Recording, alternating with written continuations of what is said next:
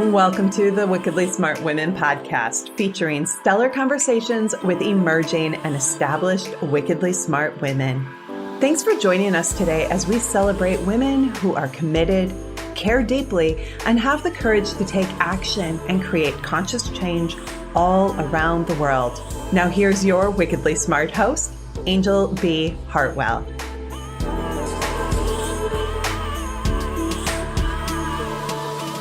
Welcome to another episode of the Wickedly Smart Women podcast, where we celebrate wickedly smart women and provide our listeners with a wealth of wisdom, along with immediately actionable steps to be smarter, spunkier, and more successful in their impact and their leadership. This is your host, Anjel B. Hartwell, and today we welcome our very special guest, Dr. Susan Corso. Dr. Susan is a metaphysician, an intuitive, and an author of both fiction and nonfiction. She has had a spiritual consulting practice for over 40 years. Her latest nonfiction are the 8 Energy Integrity Workbooks. They teach applied, practical knowledge of how your chakras reflect your past, how your chakras can be changed in the present, and how to use your own human energy system to create your future. Her fiction crosses genres and is about people who are conscious creators. And I am super excited to have you here with me today on the show. Welcome, Dr. Susan Corso. Thank you very much, Anjel B. Hartwell. Well, Dr. Susan, let me just say that it wasn't until I was like in my late 30s that I even heard the word chakra. And it was definitely one of the areas where when I had my spiritual awakening, where I began to just explore, like just dip my toe in and explore a little bit about what it meant. I'm curious, were you always awake to the chakra system and the human energy field? Or, like when you were a child, were you seeing things, hearing things, knowing things? Yes. Or was it something that happened as a result of a spiritual awakening? Yes and yes to both questions. I was aware as a child. I was intuitive as a child, and I spent 20 years doing everything I could to ignore it. Because as so often happens with intuitives, it was easier to tune in to the negative things than the positive things, because the negative things had a far higher charge emotionally. So I would know when someone was going to die. I would know when something bad was going to happen. I would know. And then it got benign. I would know when the phone was going to ring and who it would be. But ultimately, in my mid-20s, someone gave me the gift of a psychic reading for my birthday, for my 25th birthday. And I walked into this woman's house. She knew my name, and that was all. And she said to me, "Oh my God, you should be reading for me." And I went, "Oh, I can't get away from this, Well, one of the things she said to me that day was that I was a color healer in Egypt. And it's 25, New York City, right? My eyeballs made a ding in the ceiling, You're kidding. But a friend met me for dinner, and I was telling her about this, and she said, "Listen, there's a spiritual bookstore around the corner. Let's go. See if we can find anything on color healing." Okay. So we have dinner, we go, and 3 color books fell on the floor in front of my face and in front of her face. Her name was Susan as well. And I said, "Suze?" She said, "Yeah, they did. And just pick them up and buy them." So I got the books. And I was about 50 pages into one of them, and I looked up at her and I said, "You know what? I know this. I don't know how I know this." And I thought that lady was really from Planet Q. But then, of course, I moved to Planet Q. and people started coming to me and saying, "Can you help me with X? I'm fighting with my boyfriend. Can you help me with this? I'm fighting with my grandmother. I have a big audition and I have a sore throat. Can you help me?" Blah, blah. I started using color. And I'd known that I had healing abilities as a child. But when color and healing came together, it was inevitable that I fall over the chakra system. Inevitable. And the moment I did, I had the insight actually that essentially determined my career for the rest of time so far anyway. And that's this. I believe that the chakra system is actually the life force viewed through a prism. So something in your circulatory system makes it want to circulate. And yes, I understand that your heart is a pump, but the nature of it is to circulate. What is that nature? The nature of the lung is to respire. The nature of the digestive system is to digest. What is that nature piece? For me, I would call that the life force. You can call it prana, you can call it chi, you can call it hepzibah. It doesn't really matter. But viewed through a prism, there's the chakra system right there. Bam! Because otherwise it's just light. And light is lovely. No confusion about light. Light is magical, but usually it's blinding. And undifferentiated. That's exactly right. Right. That's exactly right. All right. Well, so let us take a moment here, because one of the things that I would love to do is talk about a couple things that came up there. First, Dr. Susan, it seems like a lot of people have this experience of having the intuitive knowing or empathic capacity or psychic ability or healing ability as children. Then they repress it. And then they have this like period at some point. In your case, it was 25. In my case, it was in my late 30s of a divine intervention that wakes it all back up again. Mm-hmm. So what I'm curious about is all people have a chakra system, correct? All people have a chakra system. All people. All living beings, actually. Right. All living beings. So what I'm curious about is what can we do to support people who maybe didn't have the experience of their intuitive nature as children to actually awaken to their own ability to work with color and work with their chakras to create meaningful change in their life? What a good question. What I would say is, first of all, working with your chakras has everything to do with attention. What we're not taught to do is pay attention. It's not a mistake that that phrase is pay attention, right? It costs attention. Because if I'm attending to you, I am not attending to something else, right? So that's the first thing. Secondly, chakras give neutral information. We're used to getting dramatic information in guidance. We're used to dramatic feelings, and the chakra system would be, scripturally, the still small voice, right? It would be the quiet in you that just knows, okay, I probably shouldn't walk down that dark alley right now. You don't have to know why. You're not having an argument with your psyche. You simply keep into the light as you're walking, right? Very simply. So the first thing is pay attention. The second thing is expect to be communicated with. We don't expect to get the information that we need. I mean, the chakra system will actually tell you if you're gonna get sick weeks, years in advance, if you'll pay attention. Now, one of the reasons we're not taught to do this is it can't be monetized. You can do chakra work sitting at a stoplight. You can do chakra work actually while you're having a conversation with me, if you want, right? Anjel could be paying attention to what's inside herself as she was talking to me. Why not? So we have to get in the habit of paying attention, and it will have sensation with it. And this is the other piece of it. And that's this. The coolest thing in the whole wide world about bodies is that they don't lie. And the reason they don't lie is because thanks be to God and everything that made us, they can't. Bodies can't lie. Now, we can use our brains to override our minds. We do it all the time. Oh, no, I don't really have a tickle in my throat. I can go out dancing till 2:00 in the morning and not have a sore throat tomorrow. Are you crazy? Of course you can't. Are you describing me? Are you describing me right there? And that's why you had to stay home from work on Thursday, because you didn't pay attention on Monday when you should have gone home and had tea, right? But that information is always available. But we're not taught to seek it. We're not taught to honor it.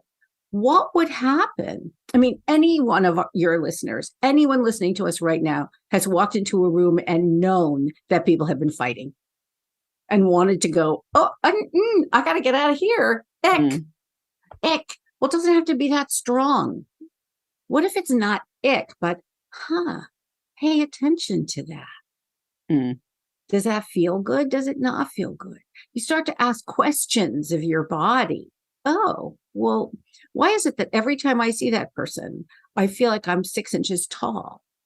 Yeah. Oh, well, so start to expect those answers from your body.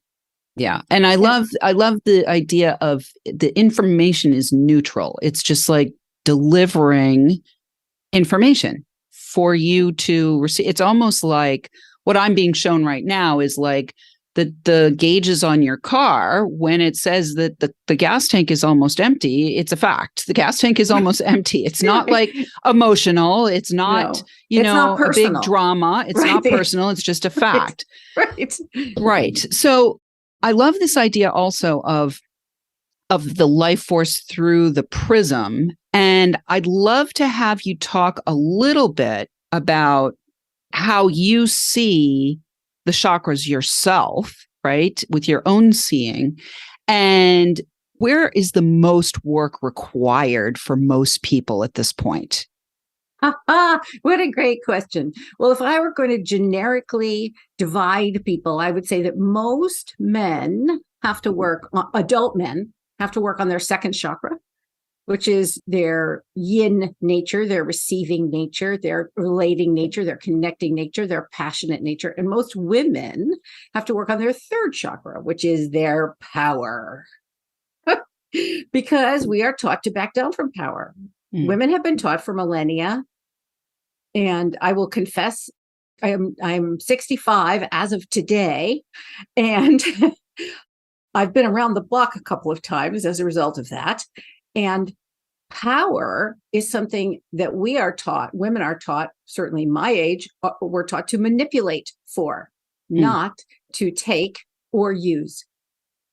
Right? Or even acknowledge that we have. It's it's like it's outside of us. It's something that we, as you said, have been trained to manipulate for.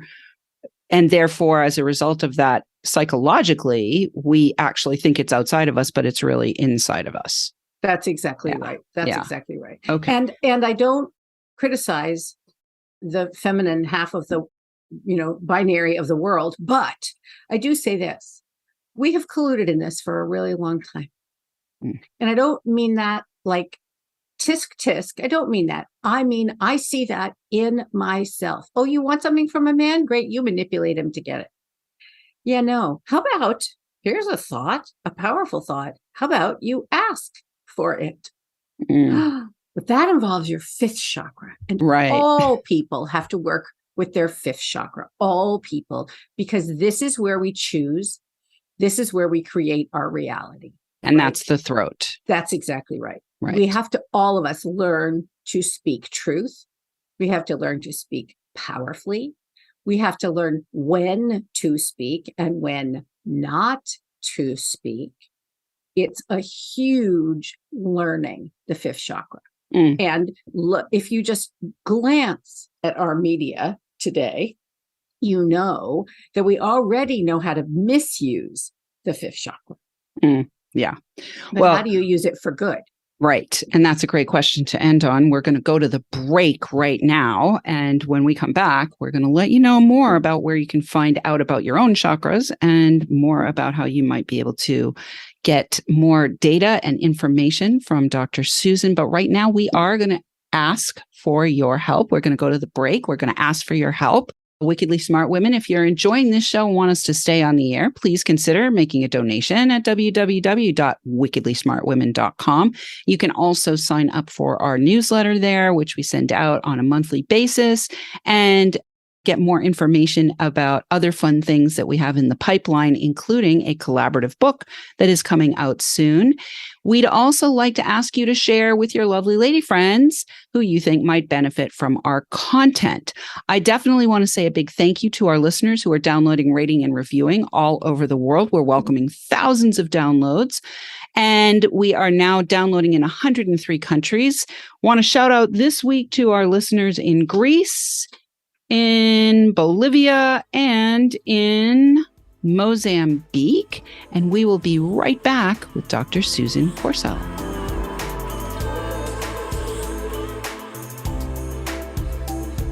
The Wickedly Smart Women podcast is brought to you by the Wealthy Life Mentor.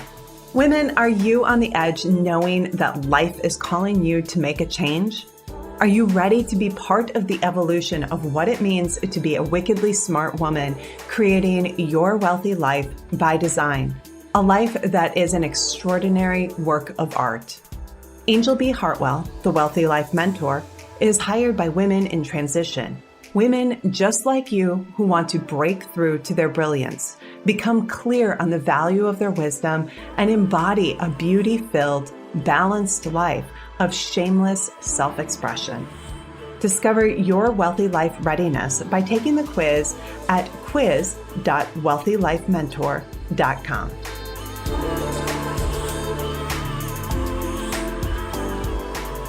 And we are back with Dr. Susan Corso. And before we went to the break, I told you I'd let you know where you can find out more about your own chakras and get in touch with her.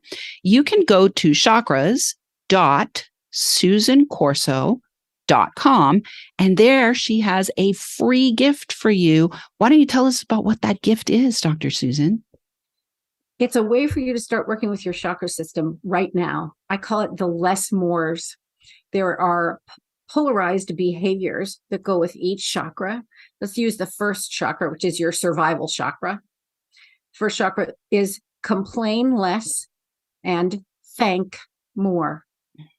And you can use it as a barometer for what's going on right now in your life. If you notice that you're complaining, you can stop doing that. You can pull back and you can start being more grateful.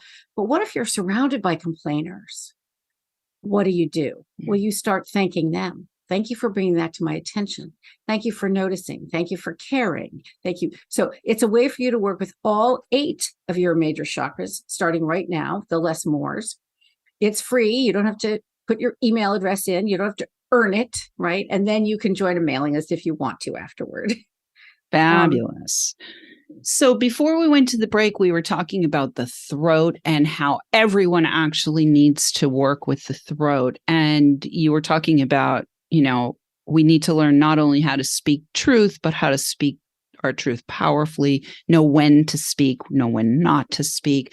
So I'd like to spiral us back to that.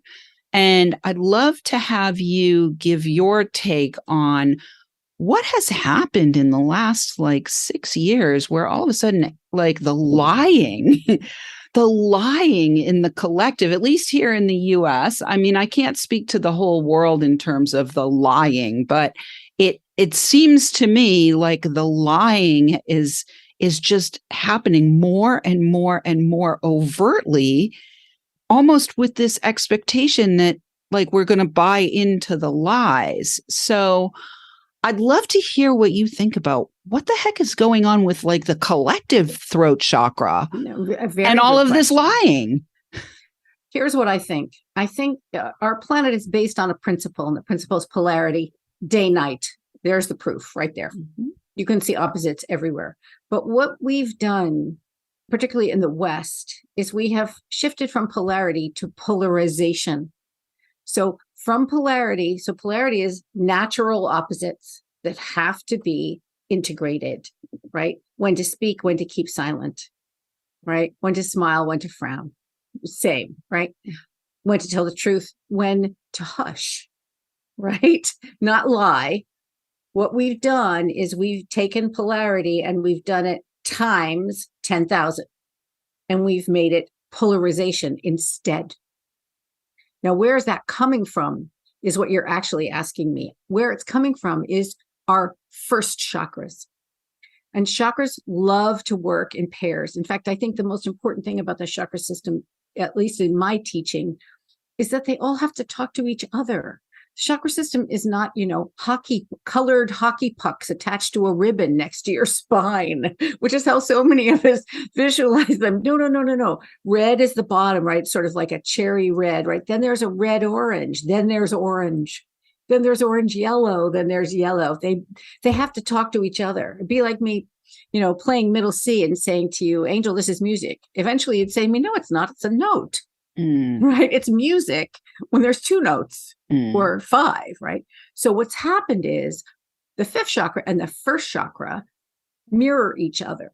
People are so afraid of the changes that they can feel coming that they are willing to lie in order to keep things the same. I'm here to tell you that no matter how many brakes you put on, no matter how many airbags, no matter how many no's and close, you can't see me, I'm invisible, we take, right? The changes are happening, darlings. They really are. Far better to sort of hold hands with your fear and go, oh, well, okay, fine. Fine, this is happening. Maybe I'll learn something. Maybe I'll grow. Maybe it could even be better. Maybe we'll save the planet. Maybe we'll cure cancer. Maybe no one will get HIV/AIDS anymore. Maybe more of us will have peace than war. Beautiful. Well, this is a really deep place for us to be in this conversation, Dr. Susan. So for those people around the world who are listening to us today, who know that the changes are already in motion, and maybe for those who know that they are actually here to be part of the commotion, right? Amen. Part of the commotion of creating the change. How can they employ the chakra work to become even more empowered and even more conscious in their roles as change creators? Essentially, you can let your chakra system inform your actions. So you make a plan. Okay, we're going to do this, and that. You know as well as I do that when you make a plan, you have this plan, but then you have a list of things you have to do in order to do the plan, right? Let's say on that list, there are 3 things that you do not want to do. Like, I really don't like it when I have to input information in a database or, whatever it is, right? Excel is my best friend these days. No complaining. No, I'm not complaining. It's really helped me when I finally turned around and got over my fear. Hello. Right. But pay attention to those impulses that make you go, I don't want to do that. Because usually what that means is something bigger is trying to happen, something easier. There's another resource. There's something to bring in that you don't yet have, or you have the resource, but you have it filed in another part of your brain. This has happened to me. I really think that this is what my counseling practice has been for years and years. Somebody comes to me and they say, and this and this and this and this and this is a problem. And I look at them and I think to myself, you already know how to solve this, but you have that filed under business, not children. Did you know that you do that in your office all the time? And the person goes, what? I go, yeah. How about when you worked out this union deal? And they go, oh my God, I have this ability, but I didn't apply it over here. Because most of us are trained by a masculine patriarchal model to divide and conquer. Oh no, this is a work skill. This is a home skill. No. The new world is work and home skills. And they interact like a figure 8 almost. Well, and there's this blending too. It's just like the whole chakra system is working together. It's not distinct. It's all part of a larger, more holistic system. I love that. So that's what you want to find is that what is that bigger thing that your old experience hasn't let you know is happening.